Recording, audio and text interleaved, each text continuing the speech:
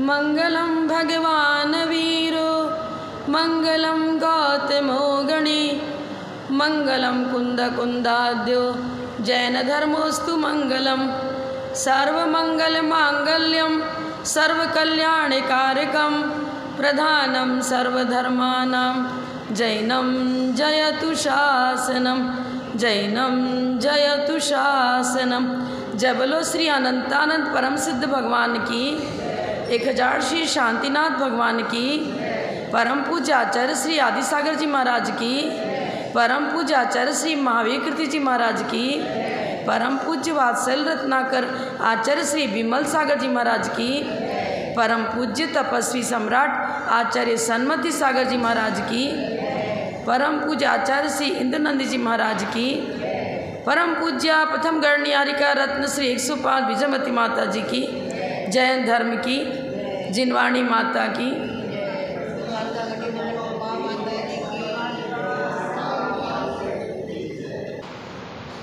नमः श्री वर्धमानाय निर्धूत कलिलात्मने सालोकानां तिलोकानां यद्विद्या दर्पणायते।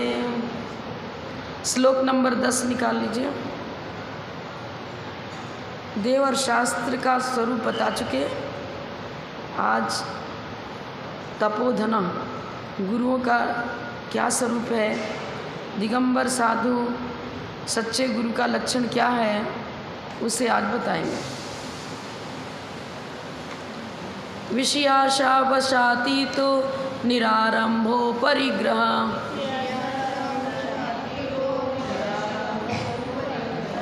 ज्ञान ध्यान तपो रक्तस तपस्वी स प्रशस्यते।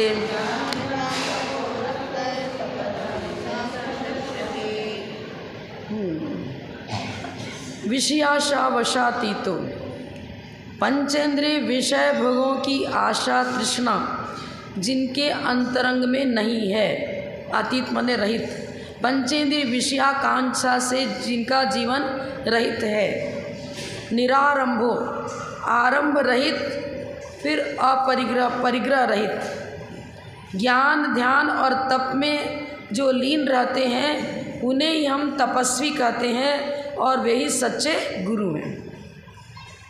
अब पंचेंद्रिय विषय, इंद्रियां 5 हैं, स्पर्शन दसना घ्राण चक्षु और श्रोत। इन इंद्रियों को वश में करने का मतलब ये नहीं है कि आँख से देखना बंद कर दो, कान से सुनना बंद। विषयाशा वसातीतों का अर्थ क्या लेंगे? 5 इंद्रियों का जो विषय है उसमें आसक्ति नहीं रखना, इंद्रियों को लॉक नहीं करना है। इंद्रियों का जो विषय है, जो काम वासनाओं को जन्म देता है, विकारों को जन्म देता है, परिणामों में जहाँ राग द्वेष की श्रृंखला उत्पन्न होती है, कसाएँ जागृत होती हैं जिनके निमित्त से, उनके प्रति मेरा लगाव हटना चाहिए। आँखों से देखेंगे पर अश्लील चित्रों को नहीं देखेंगे जिनसे कि विकार भाव जागृत होता है।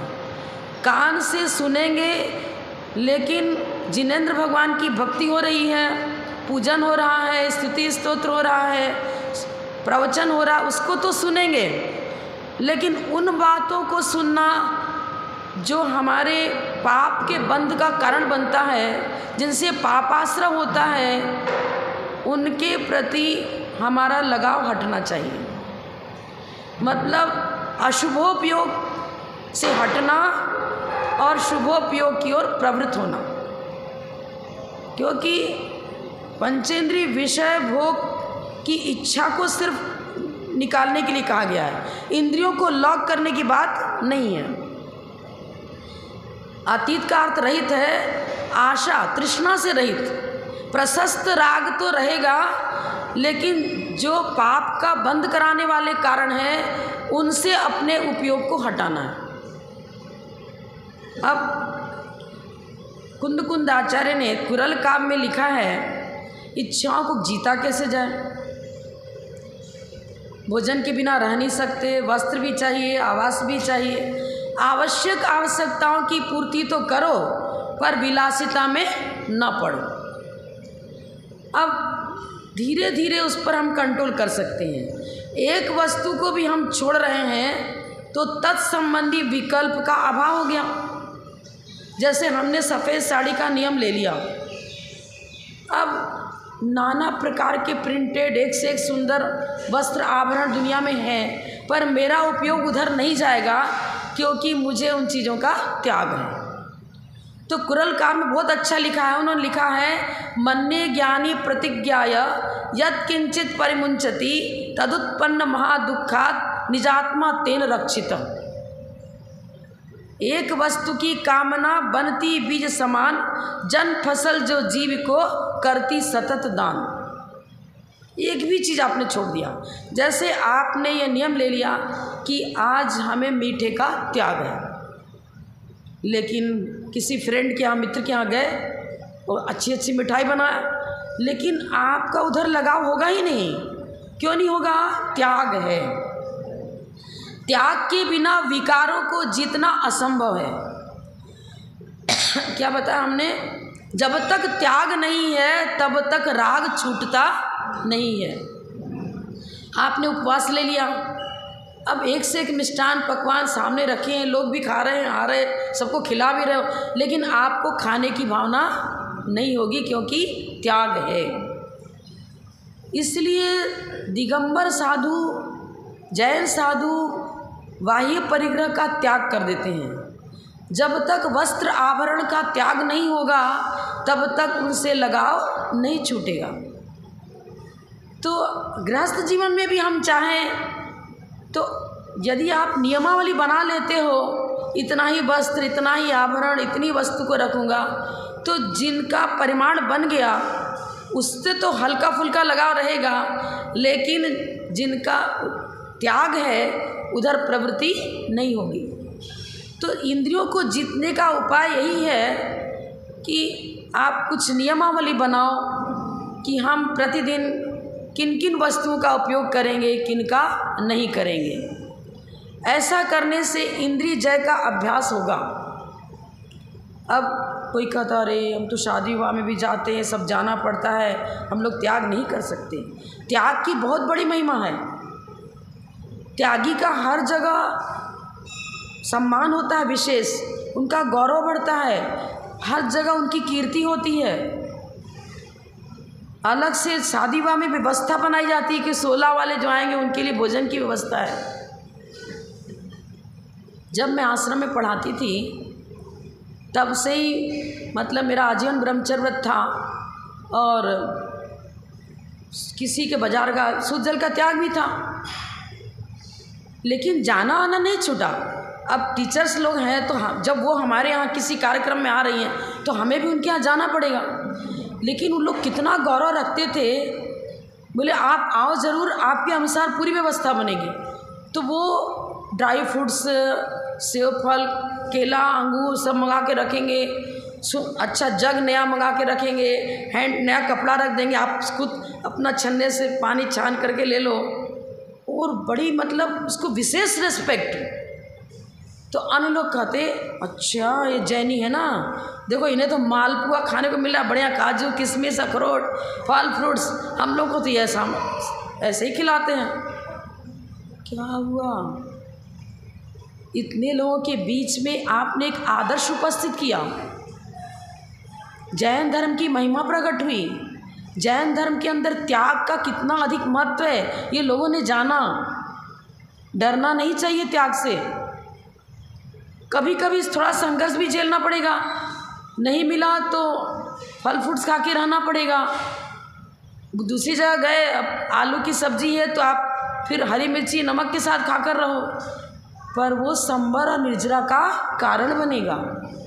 और यही भूमिका महाव्रतों की ओर ले जाएगी और फिर आपका जीवन इतना सात्विक बन जाएगा कि फिर विषयाशा वसाती। तो छठे गुण स्थान की भूमिका जहाँ निरंतर संबर और निजरा होती है। त्याग विकारों का किया जाता है। दान उत्तम से उत्तम वस्तु का और श्रेष्ठ उत्तम से उत्तम पात्र को दिया जाता है। यहाँ पर विकारों के त्याग की बात है। और साधु दान क्या करेगा? ज्ञान दान। और ज्ञान दान के अंदर तो सब कुछ शामिल है। तत्व ज्ञान से ही तो भोगों से आसक्ति छूटेगी। तत्व ज्ञान से जीवन में शील, संयम, सदाचार की भावना जागृत होगी। विषयाशा वशात ये तो बहुत गंभीर विषय है। ये मेन स्विच है। मोक्ष मार्ग पर आपको अग्रसर होना है तो सबसे पहले आपको कौन सा कार्य करना पड़ेगा? पंचेंद्रिय विषयानुराग को छोड़ना पड़ेगा। पंचेंद्रिय विषयानुराग ही शील, संयम, सदाचार को जन्म देने वाला मुख्य कारण है। जब तक विषयाकांक्षा नहीं छूटेगी जीवन में सदाचार, शिष्टाचार भी नहीं आ सकता। अब सदाचार क्या है? एक दिन मैंने उदाहरण से बताया था। लुकमान हकीम, वृद्धावस्था आ गई, मरणासन बिस्तर पर पड़ा था, अंतिम श्वास चल रहे थे। उसने सोचा जाते जाते अपने पुत्र को कुछ ऐसी शिक्षा देनी चाहिए जिससे इसका भावी जीवन सुखी बने। धर्मात्मा था, प्रतिदिन पूजा पाठ करना, तो अपने पुत्र को बुलाया और कहा कि जहाँ पर मैं पूजन करता हूँ वहाँ धूपदान है, कोयला भी रखा है और चंदन का चूरा भी है। तो क्या करना पिताजी? तू एक मुट्ठी में कोयला ला और एक मुट्ठी में चंदन चूरा लेकर आ जा। ले आया पिताजी अंतिम समय में। अब तो इनका प्रस्थान हो रहा है, इनकी आज्ञा का पालन करना अति अनिवार्य है। लेके आ गया। बेटा लेके आ गया क्या? हाँ। दोनों को फेंक दे। फेंक दिया दोनों को। फिर पूछता है बेटा तेरे हाथ में क्या है? पिताजी आपने कहा था फेंक दो, मेरा हाथ तो खाली है। ठीक से समझदारी से बात कर। खाली है क्या? हाँ खाली है। तू गलत बोल रहा है, खाली नहीं है। तो कैसे क्या है बताओ तो सही।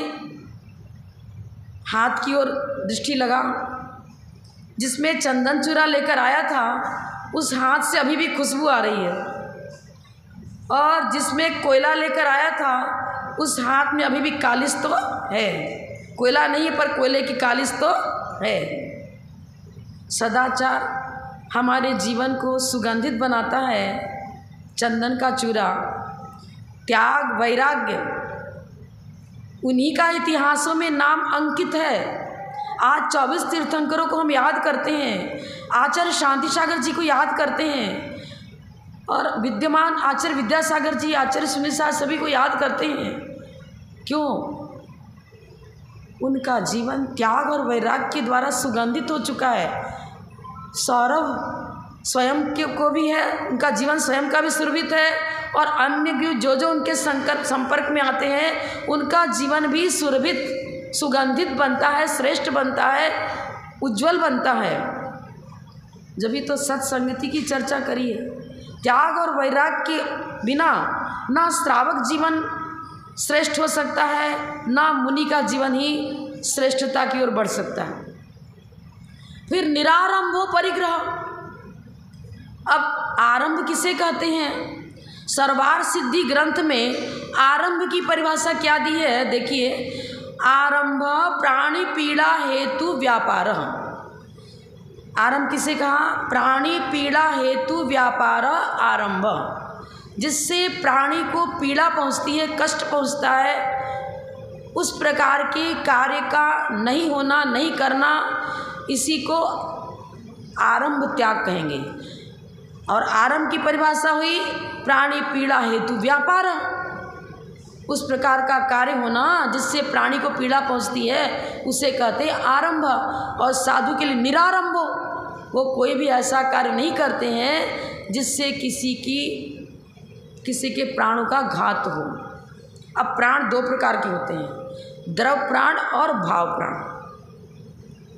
मुख्यतः भाव प्राण को दी जाएगी, क्योंकि भाव प्राण का अर्थ होता है चित्त चैतन्य की शुद्ध परिणति।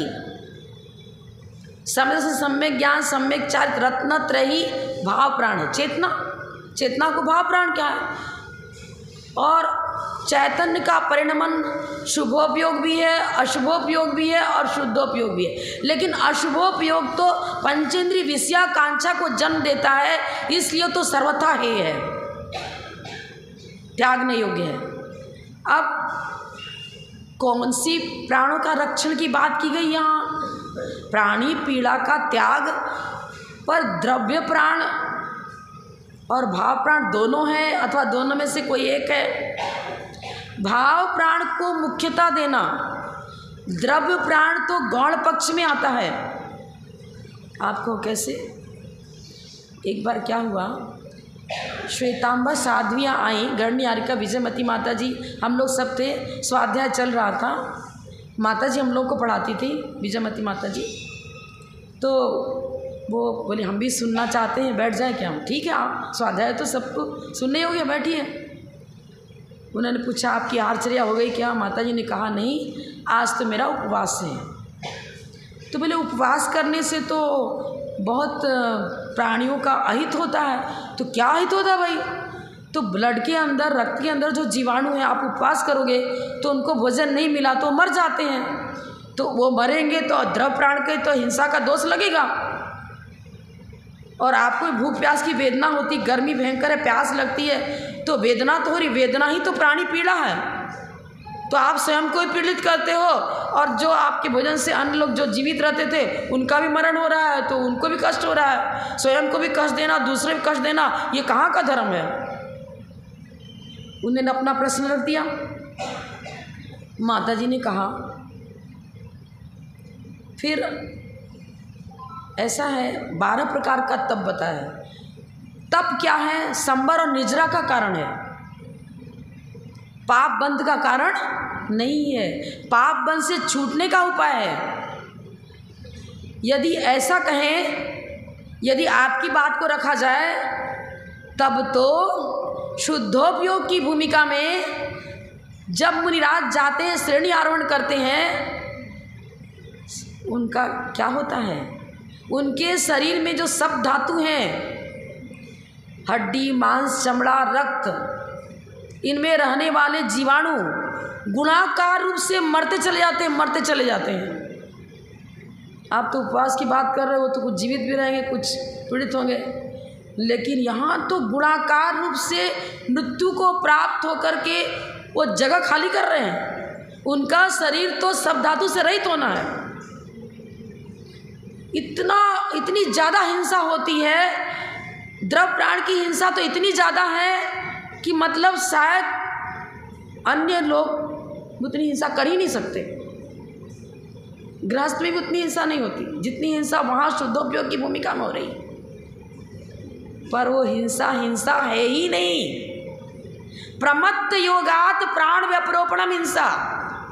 प्रमाद तो छठे गुण स्थान तक है, और वो भी मंदतम उदय भी हो सकता है। तीव्र उदय है तो भी स्वपर हित की भावना पूर्वक प्रशस्त राग जागृत होगा।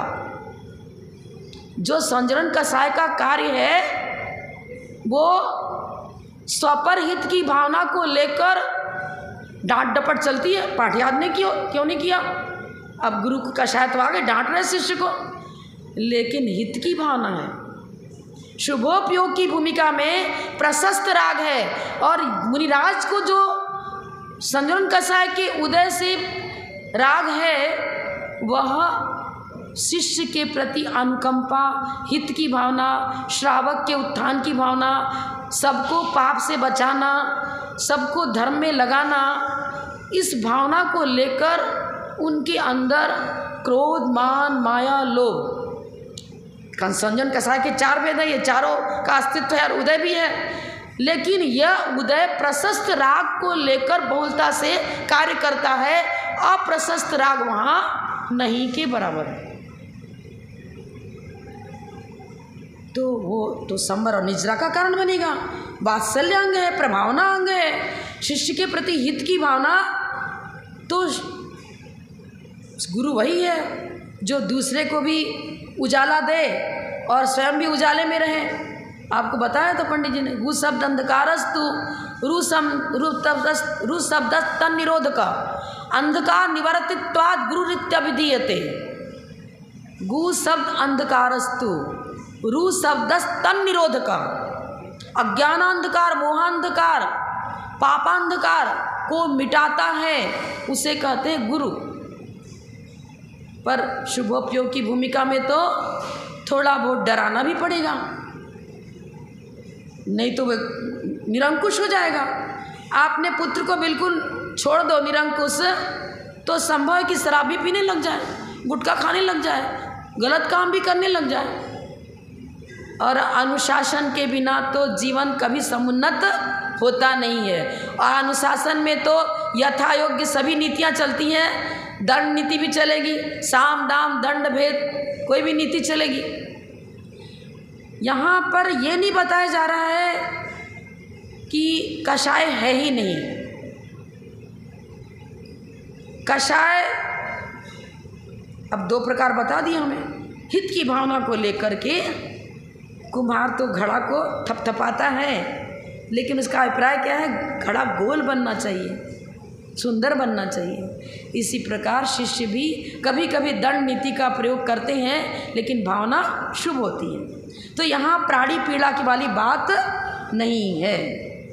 पीड़ा आप कहो कि वहाँ पर कैसे होता है भाई? आपने हमने शुद्धोपयोग की भूमिका में, वहाँ द्रव्य हिंसा है पर भाव हिंसा नहीं है। पर द्रव्य हिंसा को भी परिभाषा में इसलिए नहीं लिया कि प्रमाद रहित जीवन है, छठे गुण स्थान तक ही प्रमाद है। और शुद्धोपयोग की भूमिका तो 7वां 8वां 9वां 10वां 12वां 13वें में जा रहे हैं। प्रमाद है ही नहीं। जहाँ जहाँ प्रमाद है वहाँ वहाँ हिंसा है, जहाँ जहाँ प्रमाद नहीं है वहाँ द्रव्य हिंसा होते हुए भी हिंसा नहीं है। हिंसा का भागी वो नहीं बनता है। अब जो नहीं समझ पा रहे, थोड़ा हल्का उदाहरण देंगे हम। 3 डकार होते हैं,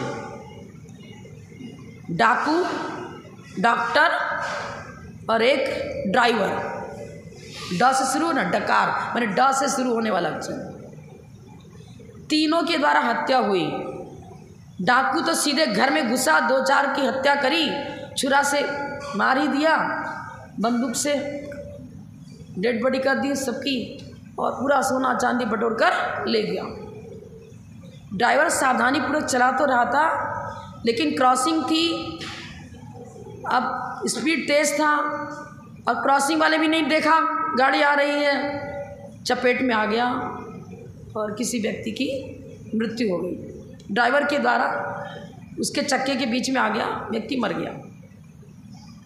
और एक डॉक्टर ऑपरेशन कर रहा था, भावना अच्छी थी, मरीज को स्वस्थ बनाना है, लेकिन हल्की सी कुछ अचानक उपयोग बदल गया, जो भी हो चूक हो गई और कुछ नस बारीक कट गई या जो भी हो गया भूल चूक से, और व्यक्ति वहीं ख़त्म हो गया। तो लिखवा लेते हैं कि यदि कुछ हो गया तो हम जिम्मेदार नहीं। अभी तो नियम भी बस नहीं, उनको कोई सज़ा नहीं दी जाती। अब आप बताना, मृत्यु तो तीनों के द्वारा हुई, लेकिन तीनों को एक चीज़ सज़ा नहीं मिलती। ड्राइवर को कुछ होगा तो कुछ जुर्माना लग जाएगा, कुछ समय के लिए जेल में दे दें, कुछ दंड दिया जाएगा। और डाकू तो बिल्कुल महाअपराधी है, उसको तो बड़ी सज़ा दी जाएगी। और डॉक्टर को कोई भी सज़ा नहीं है। क्यों? मृत्यु तो, द्रव्य हिंसा तो तीनों से हुई। लेकिन यही तो परिभाषा जैन धर्म में और अन्य धर्मों में हिंसा की परिभाषा में कितना बड़ा अंतर है। हमारे यहाँ द्रव्य हिंसा मात्र को हिंसा की परिभाषा में रखा ही नहीं है। भाव हिंसा पूर्वक द्रव्य हिंसा हो रही है तो वो पाप बंध का कारण बनेगी। अगर प्रमाद नहीं है तो द्रव्य हिंसा होते हुए हिंसा है ही नहीं। तो निरारंभ प्राणी पीड़ा, पीड़ा तो कटु वचन से भी होती है, पर कभी कभी कड़वी दवाई औषधि का काम कर जाती, मतलब श्रेष्ठ औषधि बन जाती है और रोग दूर हो जाता है। सबसे अच्छा है नारियल, तो देखो ऊपर से कठोर होता है और अंदर से मृदु होता है। किशमिश ऊपर से भी मृदु और अंदर खाने में भी मीठा। यदि किशमिश जैसा है तो सर्वश्रेष्ठ, बेस्ट, गुड, बेटर, बेस्ट में ले लो। लेकिन शिष्य मान रहा है उस तरह से, तब तो पहले तो हाँ माँ अधिक कितना ही बोल दिया और प्रायश्चित हो जाता था, जीवन सुधर जाता था, अपराध निकल जाते थे। और अभी तो कठोर दंड देने पर अरे कहने तो इनका तो काम ही कहने का, हमें तो वही करना जो करते हैं। फिर क्या करना पड़ेगा, नारियल की तरह कठोर ही बनना पड़ेगा, कुछ कठोर वाक्यों का प्रयोग भी करना पड़ेगा, सुधर जावे फिर उसका भवितव्य। लेकिन हिंसा दोनों, कठोरता हम कहेंगे नहीं, वो गुरु कठोर नहीं कहे जाएंगे क्योंकि अंदर से मृदु हैं, अंदर से मृदु हैं, ऊपर से कठोर हैं। पर ऊपर की कठोरता में भी भावना अच्छी है, डिसिप्लिन लाना है शिष्य के प्रति, उसको अनुशासित करना है। हीरारंभो अपरिग्रह, अब परिग्रह का अर्थ तो मूर्छा होता है, तत्वासुत में लिखा है मूर्छा परिग्रह। तो राग कब हटता है मैंने बताया। आप मुनि महाराज को आहार देने गए, कोई महाराज ने कहा रात्रि भोजन छोड़ना पड़ेगा, आलू मूली गाजर छोड़ो। चलो महाराज 1 महीने के लिए छोड़ देते हैं, छोड़ दिया, आहार दे दिया, लेकिन खाने का पूरा अभ्यास था। भोजन करने बैठते हैं, खाना तो कभी नहीं रहा हमसे, तो अच्छा नहीं लग रहा है, 2-4 ग्रास खाया, हम नहीं खाएंगे, हम तो जा रहे हैं। क्यों? नियम का पालन तो किया पर राग नहीं छूटा। राग छुड़ाने के लिए ही तो त्याग था। त्याग वैराग्य को जन्म देवे तो त्याग है, अगर त्याग वैराग्य को जन्म नहीं दे रहा है तो त्याग है ही नहीं। उसने छोड़ तो दिया क्योंकि आहार देना था, लेकिन संबर और निजरा नहीं है। वासनाएं तो समाप्त हुई नहीं, दुगनी बढ़ गई। अरे आज कितने दिन हो गया, 15 दिन गए ना, अभी तो 15 दिन और छोड़ना पड़ेगा। अरे अभी तो 10 ही दिन गया, अभी तो 20 दिन और छोड़ना पड़ेगा। दुखी हो रहा अंदर से, कब दिन पूरा हो और कब आलू खाने को मिले। पहले तो जब थाली में बैठे जब ही स्वाद आ रहा था, अभी तो दुकान में बैठे तब भी अरे आप महाराज मिल गए थे, क्या करें, आफत हो गई। देखो ना कितना बढ़िया चॉप खाने, आलू चॉप क्या बोलते हैं, आलू का समोसा, सब खा रहे हैं, हम नहीं खा पा रहे, क्या करें, महाराज ने त्याग दे दिया था। अब अंदर से झुंझला रहा है, गुस्सा कर रहा है अंदर से, अरे यार महाराज खाए को फालतू काम करते हैं आजकल के महाराज। राग 24 घंटे रील चल रही है और तीव्र आसक्ति के कारण से गुणाकार रूप से पाप का बंध हो रहा है। नहीं छोड़ा था तब तो मौके पर जब थाली में बैठा, जब खाया काम समाप्त, अब तो समाप्त नहीं है। सोते जागते उठते बैठते वो तेजी से काम कर रहा है। बेटा पास में था तो कोई चिंता नहीं थी, ठीक है घर में ही कोई बात नहीं। बाहर चला गया, फ़ोन लगा रहे, फ़ोन भी नहीं लग रहा है, कहीं कहाँ हो गया पता नहीं, कहीं कुछ घटना तो नहीं घट गई, गाड़ी से गया कहीं कोई एक्सीडेंट तो नहीं हो गया, कहीं कुछ कहाँ घटना ऐसी तो नहीं हो गई, क्या हो गया। अब बार बार फ़ोन लगाया जा, रात में नींद ही नहीं आ रही है। जब तक रिजल्ट सुनने को नहीं आता है, समाचार नहीं मिलता है, तब तक आफत ही आफत है, टेंशन। राग, यह राग आग दहे सदा ताते समामृत से, ये है परिग्रह मूर्छा। अभी क्या कहते हैं, अरे भावलिंगी साधु तो वही हैं, मात्र पीछी कमंडल और शास्त्र 3 ही है, बाकी सब द्रवलिंगी।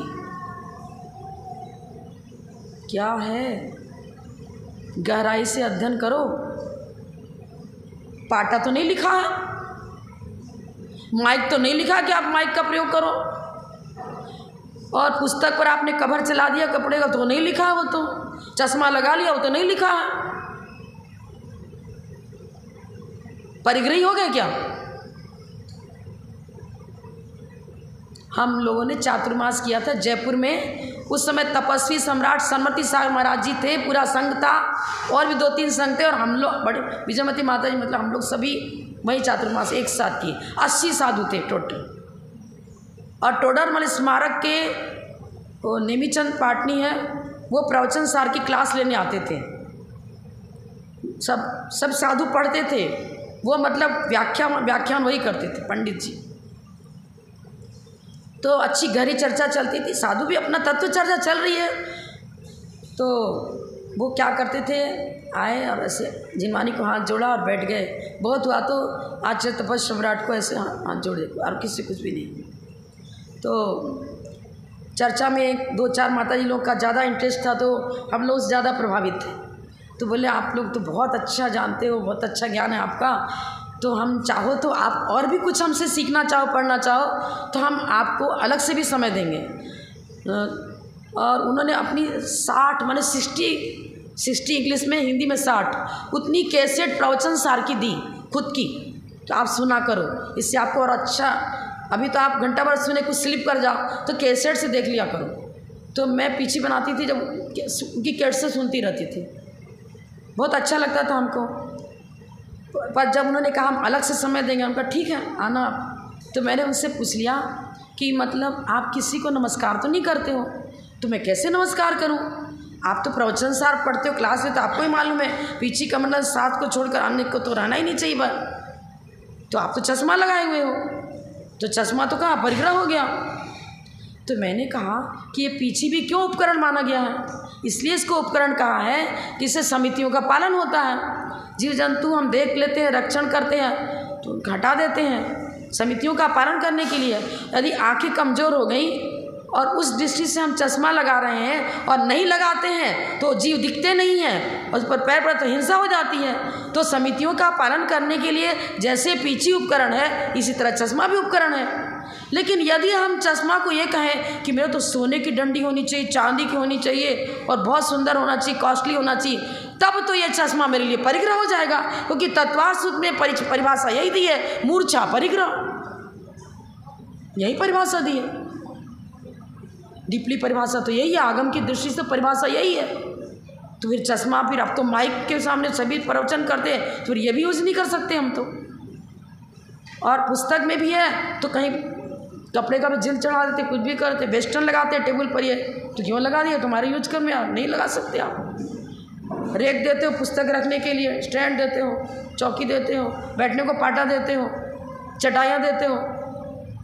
अरे भैया ये सब कुछ हमारे आचार्यों ने न्याय ग्रंथ में लिखा है कि उपलक्षण, जैसे आपने लिखा, उसमें लिखा है कौवे से घी की रक्षा करो, तो कौवा आए तो उड़ा देना और दूसरा पक्षी घी में मुंह डाले तो खाने देना। और लिखा तो एक कौवे से घी की रक्षा कर, तो दूसरा पक्षी आ, अरे कौवे मतलब इस तरह का कोई भी जानवर हो, कोई पक्षी हो, कोई हो, उसमें घी की सुरक्षा करना, क्योंकि धूप में उसको रख दिया पिघलाने के लिए, जमा हुआ था पिघलने के लिए रख दिया है, तो रक्षा भी करना। तो वहाँ जैसे वहाँ अर्थ लेते हैं ऐसे यहाँ भी यही अर्थ लेंगे। न्याय ग्रंथ बहुत गहरा है, प्रमाण नहीं रधिगमा, निर्देश स्वामित साधनाधिकरण स्थिति विधांत सत्संख्या क्षेत्र स्पर्शन, ये सारे सूत्र हमारे आचार्यों ने दिए हैं। इनके माध्यम से प्रमाण और नयों के द्वारा प्रतिपादित विषय ही तो न्याय है, और है क्या? जिनसे पाप से बचा जाता है उनको हम स्वीकार कर सकते हैं। हम समितियों का पालन इसलिए करते हैं कि अभय दान देना है जीवों को, हमारा गुण, अहिंसा परमो धर्म, महाव्रत है, अहिंसा महाव्रत है। और चश्मा लगाने के बाद हमें पूरा स्वाध्याय भी ठीक से कर पा रहे हैं, स्वाध्याय भी 60 आवश्यकों में है, और नहीं है चश्मा तो अक्षर ही नहीं दिख रहा है, पढ़ ही नहीं पा रहे हैं, तो उपकरण हुआ चश्मा। इसी तरह हमारे लिए वैयावृत के रूप में जो भी उपकरण आ रहा है, फिर तो कोई साधु को आप तेल भी नहीं लगा सकते। और आहार चर्या के समय पात्र में ही तो भोजन लेकर आ रहे हैं, ले तो रहे हैं हमारे पात्र में, पर इनडायरेक्ट तो बन रहा है ना, वो कहाँ तक जाओगे? सीधी परिभाषा है मूर्छा परिग्रह। किसी शिष्य के प्रति भी यदि मोह बुद्धि है तो वो भी परिग्रह हो गया। शिष्य के प्रति कर्तव्य पालन होगा, परिवार के प्रति आप कर्तव्य पालन करोगे, मोह नहीं करोगे, मूर्छा ही परिग्रह है। वस्तु की उपस्थिति मात्र से परिग्रह नहीं होता। यदि वस्तु की उपस्थिति मात्र से परिग्रह होता तो सारे के सारे चक्रवर्ती नरक जाते। पूरा 96,000 रानियाँ कितनी थी? अरे वाह, एक पत्नी को रखना तो बतलाते वासनात्मक जीवन हो गया, और 96,000 पत्नियां रानियां, और एक साथ 96,000 उतना रूप बना करके प्रत्येक रानी के पास कक्ष में जा सकता है, विषय भोग कर सकता है। इतना वो जीव कैसे मोक्ष चला गया? शांति कुंज तारा, चक्रवर्ती भी, कामदेव भी, तीर्थंकर ही बन गए। कोई जरूरी नहीं है कि विवाह करने के बाद प्रतिदिन संभोग ही करे। उनका पुण्य है, फेरा पड़ गया, ठीक, उनको सारी सुविधाएं दे रही, मिलकर धर्म ध्यान कर रहे, आहार दान आदि चल रहा है, धर्म ध्यान चल रहा है। आप देखो ना जम्बू स्वामी को, प्राचीन इतिहास में भी उदाहरण है और वर्तमान में मध्य प्रदेश के अंदर ऐसे बहुत सारे उदाहरण मिलेंगे जिन्होंने विवाह कर लिया, एक साथ रहते हैं, लेकिन आजीवन ब्रह्मचर्य। कोई 25 साल की, कोई 20 साल की, कोई 30 साल की, आजीवन ब्रह्मचर्य है। वो पीछे देते हैं ना उनके समय, तो ब्रह्मचर्य व्रत दे करके ही पीछे परिवर्तन होता है, ब्रह्मचर्य व्रत देते हैं। जम्बू स्वामी ने विवाह कर लिया, एक से एक सुंदर देवांगनाओं के समान पत्नियां। वो कहानी सुना रही है जिससे विषय वासना जागृत हो, और ये ऐसा आंसर दे रहे हैं जिससे वैराग्य हो। शांति कुंथनाथ अरनाथ तीर्थंकर प्रकृति का बंद कर कर आए थे, पर पुण्य इतना था कि चक्रवर्ती भी बने। कामदेव सारा सुंदर रूप लावण्य सब कुछ वैभव। कमल तो कीचड़ में ही उत्पन्न होगा, कीचड़ के बिना, ऊपर जल है लेकिन नीचे तो कीचड़ है, मिट्टी तो है। कमल कीचड़ में ही उत्पन्न होगा, कीचड़ के बिना कमल की उत्पत्ति होती नहीं। लेकिन कमल कीचड़ नहीं, कीचड़ कमल नहीं। समझ में आया? सम्यक दृष्टि जीव इसी प्रकार परिवार में रह कर के भी, मुनिराज समाज के बीच में रह कर के भी सुंदर सुंदर महिलाएं उन्हें आहार दे रही हैं, पर उनकी दृष्टि उनके रूप लावण्य पर नहीं है, किसी पर नहीं है। जब क्या बोलते हैं, आदिनाथ का जीवन चरित्र लिखा, अरे आचार्य का नाम बोलो ना, जिनसेनाचार्य, यही तो भूल जाती हूँ, नाम में बहुत कच्ची।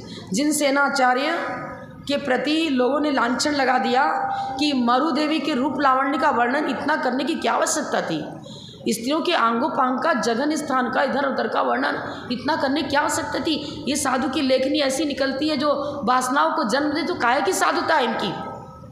उन पर लांछन लगाया गया। फिर क्या हुआ, जब उनके कान में बात गई तो उन्होंने उस दिन खड़े होकर प्रवचन किया और श्रृंगार रस पर प्रवचन चालू कर दिया। बिल्कुल निर्वृत्ति सारा वर्णन कर रहे, वस्तु स्वरूप का वर्णन है, वस्तु स्वरूप का वर्णन है। लोग तो चल विचल हो गए, लेकिन वो तो बिल्कुल उनके चेहरे पर कोई विकार नहीं, कोई वासनाएं नजर नहीं आ रही हैं, बिल्कुल वीतराग परिणति है और प्रवचन धारा प्रवाह चालू है। घंटा भर हो गया, महाराज अब तो बंद करो, समझ लिया हम अपराधी हैं, आप अपराधी नहीं हो महाराज, क्षमा करो क्षमा करो। ये है वर्तमान युग में युद्ध का वर्णन भी है, आचार्यकृत रचनाएं हैं। ये तो देखो, जब दीक्षा भी देते हैं ना और बिनौली निकलती है तो दीक्षार्थी को सारा ऑर्नामेंट्स पहनाते हैं, पर वो ऑर्नामेंट्स पहनता है पर उस पर राग नहीं रख रहा है, वो तो इन्हें फेंकता है स्टेज पर जाकर के, फटाफट हटाता है उनको। तो सरागता और सौंदर्य के सारे कारणों को उपस्थित कर जम्बू वासनाओं के बीच पे रख करके मुझसे अलिप्त रहना और कठिन है। तो तीव्र वैराग्य को वो व्यक्ति तब प्राप्त होता है जब वस्तु के होते हुए उस पर राग न जगे, वस्तु के होते हुए उस पर राग न जगे। एक व्यक्ति आया और कहने लगा, महाराज त्याग की बात करते हो तो हमें भी कुछ त्याग दे दो। क्या करोगे? महाराज चने का त्याग करा दो। क्यों करा? चने का ही क्यों त्याग करा दो? अरे दांत मात तो है ही नहीं, वैसे भी नहीं खाते हैं, चने का त्याग करा दो। वाह अरे वाह, ये कौन सा त्याग हुआ? इंद्रियों को जीतने के लिए त्याग किया जाता है, और युवावस्था में चने का त्याग करते तो हम समझते कि अभी उससे राग छूटा। तो हम क्या बता रहे हैं? वो मरुदेवी का चित्रण करते हुए भी, आचार्य उस चित्रण को करते हुए अपनी लेखनी से उस विषय को लिखते हुए भी वो तो कह रहे, ये पुद्गल चित्रकार अब दीवार पर सुंदर से सुंदर चित्र बनाता है, नाम कर्म चित्रकार है।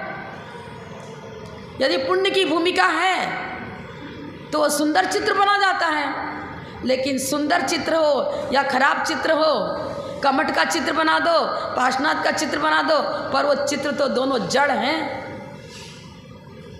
जड़ हैं। सुंदर रूप लावण्य भी वो तो शरीर सब धातु से ही मलमूत्र का ही पिटारा है, और कुरूप रूप नहीं है तो ये मलमूत्र का ही पिटारा है।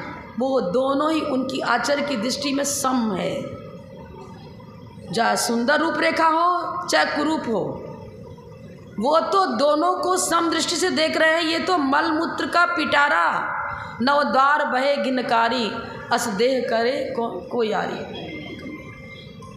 तो ये चीज है वर्तमान योग में, सब कुछ मिठाई भी खिलाई जाएगी आपको, और मिठाई हाथ में रख करके फिर वैराग्य दिलाया जाएगा कि देखो खा लो, कब तक खाओगे, ये तो सब धातु रूप परिणत होगा। रसगुल्ला खाने के बाद पेट में भी रसगुल्ला ही बना रहेगा क्या? इत्र लगा लिया, सेंट लगा लिया और सुगंधी बना रहेगा क्या? सबसे गंदी चीज़ यदि दुनिया में गंदगी को जन्म देने वाला कोई है तो ये मनुष्य का शरीर है। त्रिअंश का शरीर भी उतना नहीं, वो तो गोबर फिर भी काम में आता है उसका, और मूत्र से भी दवाइयाँ बनती हैं। जिसका शरीर वैराग्य नहीं, वो मोक्ष मार्ग में प्रवेश बहुत दुर्लभ हो जाएगा। शरीर वैराग्य बहुत कठिन है। 5 मिनट है। एक व्यक्ति कहने लगा, महाराज हमें भी दीक्षा दे दो, मैं दीक्षा लेना चाहता हूँ। महाराज ने कहा, ऐसा कर, सबसे गंदी चीज़ दुनिया में कौन है उसको लेकर आ तू। तो गया तो जंगल में मलमूत्र ऐसे लैट्रिन में पड़े, गंदा तो यही तो है, इसको ले चलो। वहाँ से आकाशवाणी होती है, अरे मैं गंदा थोड़ी हूँ, मैं तो काजू था, किशमिश था, अंदर मिठाई था, मनुष्य ने मुझे गंदा बनाया, मैं गंदा नहीं हूँ। ऐसे उसने कहीं कहीं गया, कूड़ा कचरा उठाए, टोकरी उठाए, उठाया, अरे मैं कहाँ गंदा हूँ, अरे कागज पत्थर है, घास फूस जला दो, राख बन जाएगी, राख तो अच्छे काम में आती है, तो काम में सब चीज़ काम में आती है। वो जहाँ जा रहा है वहीं से ऐसी वाणी हो रही है, हम तो सब काम की चीज़ है। हार गया, कुछ नहीं हुआ, आ गया। महाराज हमें तो अब तक यही लगता है कि सबसे गंदा ये शरीर ही है, क्योंकि मल मूत्र सबको जन्म देने वाला, कचरे को जन्म देने वाला ये शरीर ही है। इससे घृणित, इससे अधिक घृणित दुनिया में कोई पदार्थ नहीं है। इसलिए अब मैं खाली हाथ आ गया, लेकिन मैं जानता हूँ शरीर यही गंदा है। अब आप जो दीक्षा दे तो दे दो भाई, मर गया, ठीक है। अब तू सही रूप में वैराग्य पथ पर आ गया है, और शरीर से राग, सुंदर कन्या को देख लिया, वासनाएं जागृत हो गई, किसी युवती को देख लिया, वासनाएं जागृत हो गई, कोई सुंदर बिल्डिंग देख लिया, अच्छी साड़ी देख ली, अच्छा गहना देख लिया, ये देख लिया, अरे 10 प्रकार के बाह्य परिग्रह आप उपस्थिति मात्र से पाप का बंध नहीं कराते। उसके प्रति अनुराग ये होना ही चाहिए। अगर आपकी अंगूठी किसी दूसरे ने ले ली और अपने जेब में रख ली तो हो गया महाभारत। तूने क्यों चुरा ली? मेरी चुरा ली, अरे मैंने तो इस देख लिया, हम दे तो रहे, रख तो लिया, उठाई भी क्यों भी ना पूछे, मेरे लड़ाई हो जाएगी। तो मूर्छा, एक सुई भी गम गई, एक थोड़ी सी चीज़ भी घूम गई, 10-100 रुपये का हिसाब भी गड़बड़ सड़ हो रहा है, रात भर नींद। ये अंतरंग की जो पदार्थों के प्रति चुंबकीय राग, चुंबक क्या करता है? लोहे को खींचता है। ये चुंबकीय शक्ति पाप बंद का कराने वाला किसमें है? राग और द्वेष। इसलिए मूर्छा परिग्रह। तो यहाँ निरारंभो अपरिग्रह, आरंभ रहित, परिग्रह रहित, ज्ञान ध्यान तपो रखता। अब नीचे के लाइन का अर्थ तो कल करूँगी, क्योंकि ऊपर के लाइन में इतना समय हो गया, 1 घंटा। अब ज्ञान ध्यान, ज्ञान क्या पुस्तक पढ़ लिया हो गया ज्ञानी हो गया क्या? श्लोक रट लिया हो गया ज्ञानी क्या? माला लेके बैठ गए ध्यानी हो गए क्या? नहीं। ज्ञान ध्यान तपो रक्तस, यहाँ रक्त वहाँ विरक्त, हटना किससे और प्रवेश किस में करना, अस्ति नास्ति। पहले बाधक सामग्री हटाओ तो साधक सामग्री आएगी। जब तक भोजन के प्रति अनुराग, शरीर के प्रति अनुराग, बाह्य पदार्थों के प्रति अनुराग है, ज्ञान ध्यान और तप का प्रवेश नहीं होगा। ज्ञान ध्यान तप का जीवन में वही ला सकता है जो पहले इन बाधक सामग्रियों को छोड़ चुका है। पंचेंद्रिय विषयाशक्ति छूटी नहीं, आरंभ छूटा नहीं, मूर्छा छूटी नहीं, कहाँ से ज्ञान ध्यान तप होगा? समंत्रभद्र आचार्य न्याय के उद्भट विद्वान थे। इन्होंने रत्नकर्ण सावकाचार्य लिखा, इसकी प्रत्येक पंक्ति में न्याय भरा पड़ा हुआ है। इन्होंने अस्ति नास्ति दोनों रख दिया। पहले बाधक सामग्री हटाओ तब साधक सामग्री कुछ काम करेगी, नहीं तो साधक सामग्री भी फेल कर जाएगी। इकट्ठा तो करा, एक कड़ा दूध तो लाए, गरम भी कर लिया, बहुत अच्छा दूध था, उसमें अच्छा मेवा डाल दिया, सब कुछ कर दिया, लेकिन अचानक कोई विषैला चीज़, एक बार सुनने में आया था कि फ्रिज में दूध रख दिया, बच्चे को पिलाना था, अब उसमें क्या और भी चीज़ फल वगैरह भी रख दिए। अब कोई सांप का छोटा सा पत्ते वत्ते भी थे ना, जैसे साग भाजी में पत्ता भी रख देते, कोई छोटा सा उसमें विषैला जीव भी था, वो दूध में गिर गया, मर गया, और बच्चे को देखा नहीं, नीचे तो था, वो दूध पिला दे, दोनों ही बच्चे सोते ही रह गए, खत्म हो गए, मर गए। साधक सामग्री तो अच्छी जुड़ाई थी, फ्रिज में भी रखा था, सुरक्षित रखा था, लेकिन बाधक सामग्री विष एक कण चाहिए, कढ़ाओ तो दूध का इतना भरा पड़ा था। ये विषय वासनाएं, एक कण विष, कण तो था विष का एक कण, लेकिन पूरे जीवन को बर्बाद कर देता है, नष्ट कर देता है। इसलिए पहले बाधक सामग्री हटाओ, पहले पाप से हटो, फिर पुण्य के बाद शुभोपयोग अपने आप छूट जाएगा और शुद्धोपयोग की भूमिका पूर्वक मोक्ष की प्राप्ति होती है। ये बहुत ही गहरा है, इसके तो एक एक श्लोक पूरे चातुर्मास में भी हो सकते हैं। ये है समंत भद्र नामी था, सर्व ओर से भद्रता ही भद्रता, गहराई गहराई है, हीरे मोती माणिक इनके एक एक गाथा में, एक श्लोक में छिपे हुए हैं। उसकी चमक देखते रहो, सुंदर रूप लावण तीर्थंकर का देखने के लिए सौधर्म ने सहस्त्र नेत्र बना लिए, हजारों नेत्र बना लिए। इनके ज्ञान की गहराई को झांकने देखने की क्षमता हम आप में नहीं है। वो जो बड़े कोई उद्भट विद्वान है वही समझ सकेंगे। हाँ, गागर में सागर है, जैसे तत्वार सूत्र में गागर में सागर है, ऐसे रत्नकर्ण सावकाचार्य में भी रत्न ही रत्न, कीमती रत्न भरे पड़े हैं। अब जितना संभाल सको संभाल लो, और जितना संभालोगे उतना ही जीवन चमकेगा, सुधरेगा और अच्छा बनेगा। इतना ही कहकर मैं विराम लेती हूँ। जब बोलो परम पूज्य अप्रथम गणनीय आर्यिका रत्न श्री 105 विजयमती माता जी की जय।